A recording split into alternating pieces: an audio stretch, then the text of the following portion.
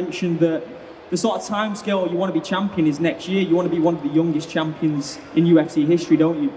That's right. I have trained with Pantoja in America, and I see nothing difference between high level. Like, I'm in top 15 right now. Between me and other guys between me, there's nothing difference. It's everything. How confident you go to the cage. Everyone can shoot double leg. Everyone can punch. It depends how they prepare mentally for the fight. There's nothing special about me or other guys. It's in skills wise, it's all about mental game, I think. You had a tough journey to get where you are now. You know, coming over from Dagestan to the UK when you were a young boy. That must have been so scary, such a difficult part of your life with your father. Can you describe the emotions, what were going through your mind at that time? New country, new language, just a totally new world to adapt to. Yes, I came here as a refugee. Now I have everything. I can support my family, my friends. Basically, I have everything.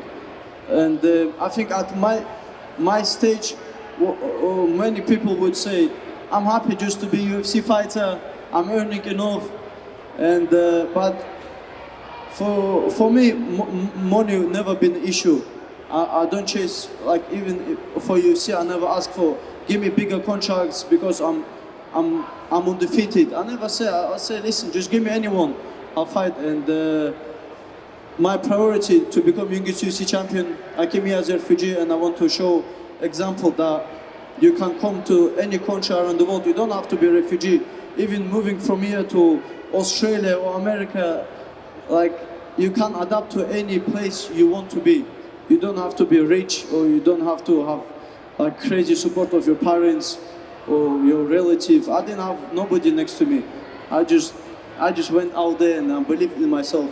And even people doubting about me right now, I'm on 34 fight winning streak, and there always will be people.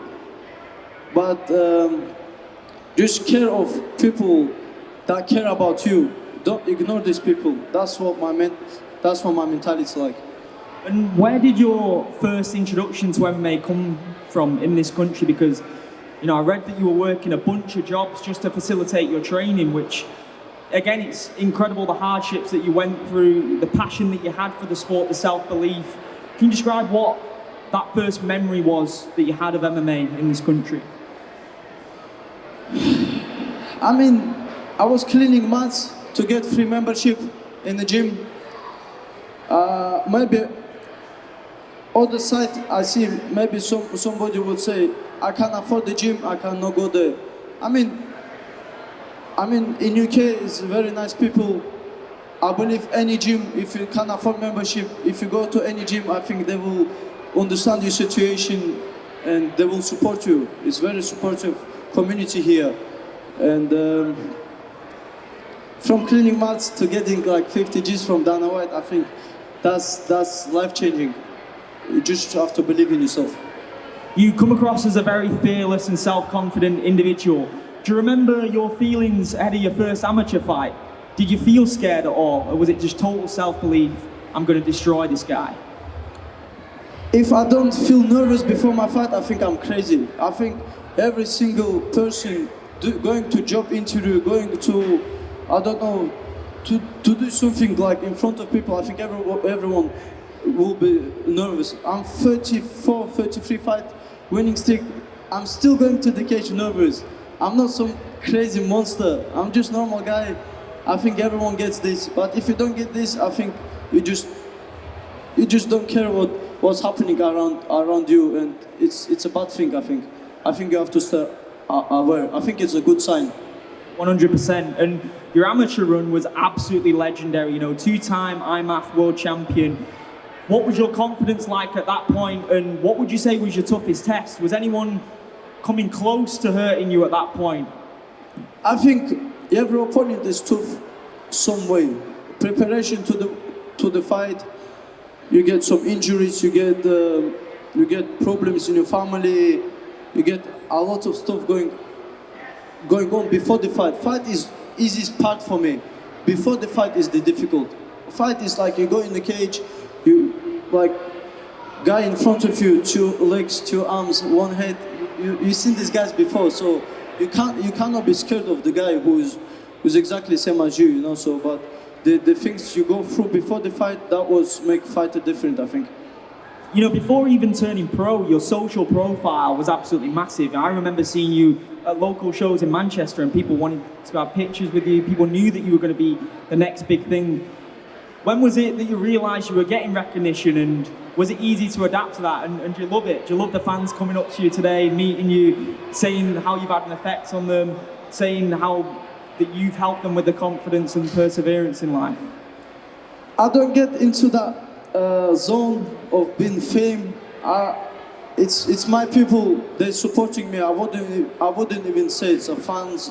They just support me, and that's what I'm doing. If I didn't have that much support, I'd probably stop here at 4-0 and say, listen, I'm gonna have 1 fight a year, sitting comfortable, getting my money, but I just want to become youngest UFC champion for those people who are supporting me.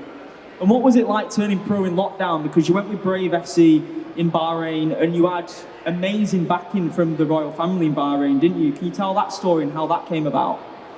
Yeah, so when the lockdown happened in UK, I fly over to Bahrain. The royal family in Bahrain supporting me really good. I had my 6 professional fights there in the Brave organization, which was difficult in lockdown. And I had training camp there. I was still training. I had my sparring partners with me. They gave me huge support in those times. I mean, it was a difficult time for everyone. MMA is good, but people had worse difficulties like health issues and mental issues before we talk about MMA. So I'm happy what I have done in that time. And when you impressed enough with Brave, the UFC came calling. You know what everyone loves about you is you always said that you were going to be in the UFC. I remember when you signed with the UFC, you showed a message that you sent to Dana White, didn't you? What did the message say?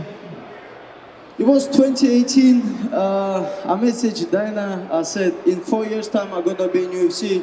And exactly 4 years' time, I was in UFC. And I just believe in myself.